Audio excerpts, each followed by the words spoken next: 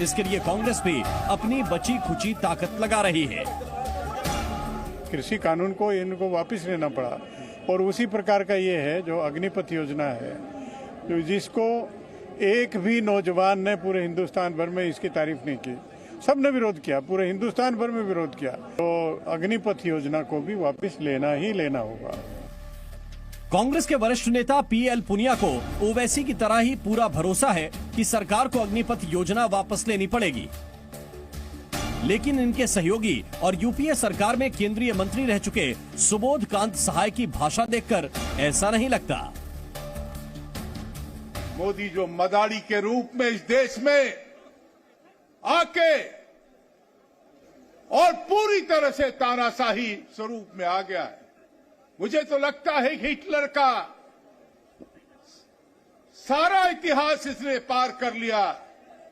Hitler ने भी ऐसा ही एक संस्था बनाया था, उसका नाम था खाकी, सेना के बीच में उसने बनाया था।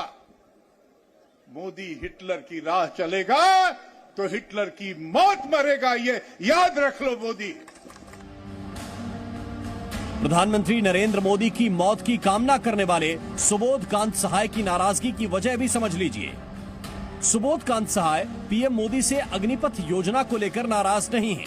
उनकी नाराजगी की वजह यह है कि राहुल गांधी से ईडी ने भ्रष्टाचार के मामले पर पूछताछ कैसे कर दी। खैर, जब विवाद बढ़ा तो उन्होंने सफाई दी।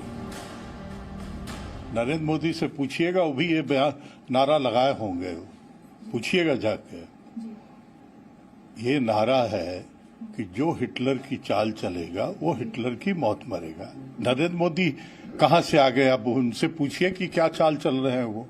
अग्निपथ पे डिफेंड करने के लिए जो तीनों जनरल को आगे किया है, पहले कभी भी ऐसा नहीं होता है कि सरकार के कोई स्कीम को उसका पदाधिकारी डिफेंड करता है। प्रधानमंत्री कहां है रक्षा मंत्री? हाल ही में पीएम मोदी की मौत की कामना एक और शख्स ने की थी, मुस्लिम धर्मगुरु तौकीर रजा। ये वही तौकीर रजा हैं जो मुसलमानों को सरकार के खिलाफ ये कहकर उकसाते हैं कि उनकी बात इसलिए नहीं सुनी जाती क्योंकि वो ट्रेन नहीं जलाते। हम अमन पसंद है, शांति प्रिय लोग हैं, हम भाईचारे का पैगाम देने वाले लोग हैं। हम ट्रेनें नहीं जला रहे, इसलिए हमारी बात नहीं सुनी जा रही है। हमारी बात इसलिए नहीं सुनी। उन्होंने ट्रेनें जलाई, कोई बुलडोजर चला, कोई लाठी चली। ऐसी बेईमानी देखने के बाद फिर उसी बेईमान के आगे हम अपनी मिन्नत लेकर जाए कि हमारी बात सुन लो, हम पर लानत है। तौकीर रजा प्रधानमंत्री नरेंद्र मोदी की मुखालफत करते हैं, लेकिन हैरानी की बात यह है कि बुलडोजर बाबा के नाम से मशहूर योगी आदित्यनाथ की तारीफ करते हैं। आदित्य योगी नाथ सबसे ज्यादा नापसंद थे नरेंद्र मोदी से भी ज्यादा। लेकिन पिछले दिनों कई वाकयात ऐसे हुए जिसमें योगी आदित्यनाथ ने यह साबित किया कि वो राजधर्म का पालन कर रहे हैं। तौकीर रजा हो, कांग्रेस के नेता हो या एआईएमआईएम के अध्यक्ष, इनके टारगेट पर हर बार प्रधानमंत्री नरेंद्र मोदी होते हैं। आजकल अग्निपथ योजना को लेकर भी ये हर मंच से मोदी को कोस रहे हैं, लेकिन मोदी के सियासी सिपाही भी पलटवार करने में कम नहीं है।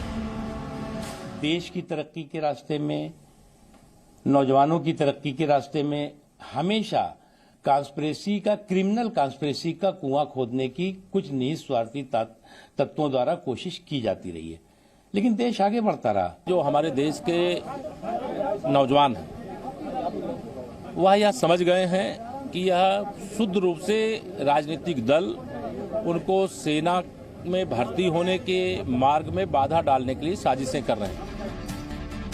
अग्निपथ योजना को सरकार भारतीय सेना में क्रांतिकारी बदलाव के लिए जरूरी मान रही है, लेकिन युवाओं के विरोध को देखते हुए विपक्ष इसे आत्मघाती बता रहा है।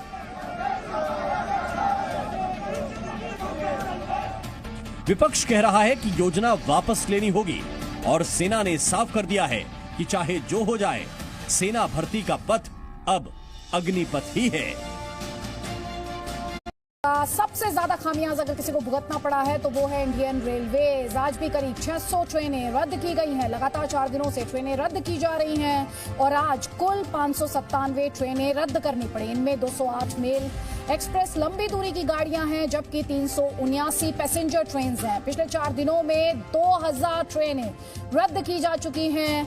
एक पैसेंजर ट्रेन रद्द होने पर नुकसान कितना होता है पता है आपको? 4 से 5 लाख रुपयों का नुकसान होता है। मेल एक्सप्रेस गाड़ी अगर रद्द की जाती है तो रेलवेज को 8 से 10 लाख रुपयों का नुकसान होता है। वहीं राजधानी और शताब्दी जैसी ट्रेन अगर रद्द होती है तो 18 से 20 लाख रुपयों का नुकसान होता है। अग्निपथ के विरोध की वजह से रेलवे का आप समझ लीजिए 500 करोड़ से ज्यादा का नुकसान हो चुका है। और हम आपको यह भी बताना चाहेंगे कि अग्निपथ योजना के लिए सेना ने नोटिफिकेशन जारी कर दिया है। दिसंबर से अग्निवीरों के पहले बैच की ट्रेनिंग भी शुरू हो जाएगी, लेकिन इस भर्ती योजना का विरोध अब भी जारी है। आज कुछ संगठनों ने इस योजना के विरोध में भारत बंद की अपील की थी। देशहित में हम आपको तस्वीरों के जरिए इस कथित भारत बंद की रिपोर्ट दिखाएंगे ताकि आपको समझ आए कि आज के भारत बंद को देश की आम जनता का कितना